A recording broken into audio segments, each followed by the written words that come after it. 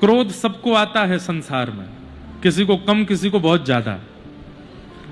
क्रोध करिए, बुराई नहीं है, पर क्रोध में अगर हमारी कही एक बात मान सको तो मान लीजिए, क्रोध आने पर बोलिए मत, बोलो मत,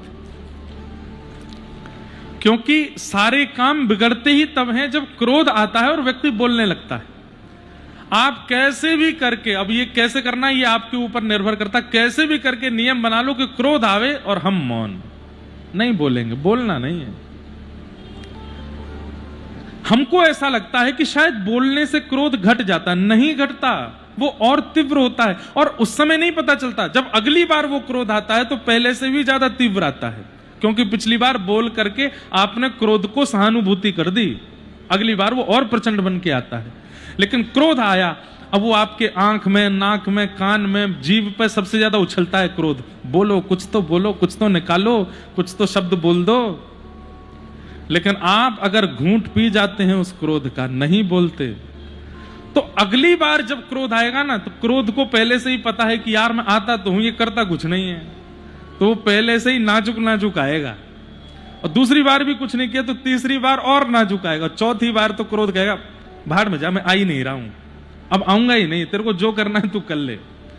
ये एक प्रक्रिया है, ये एक एक्सरसाइज है कि आप क्रोध आवे बोलो मत, शांत हो जाओ, मौन हो जाओ, नहीं बोलना।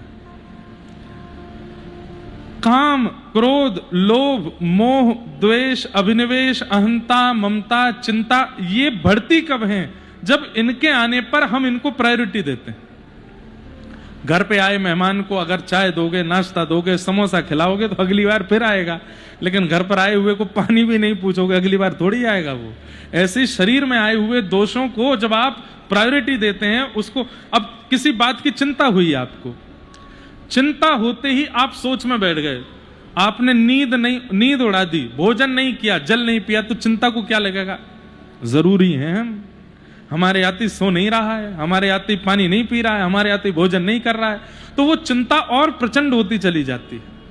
लेकिन चिंता की कोई बात हुई और आप तान दुपट्टा सो गए, एक रोटी ज्यादा खा के, पानी पी करके, दूध देखने वाले आश्चर्यचकित हो रहे, चिंता की बात है, ये खा पी रहा है?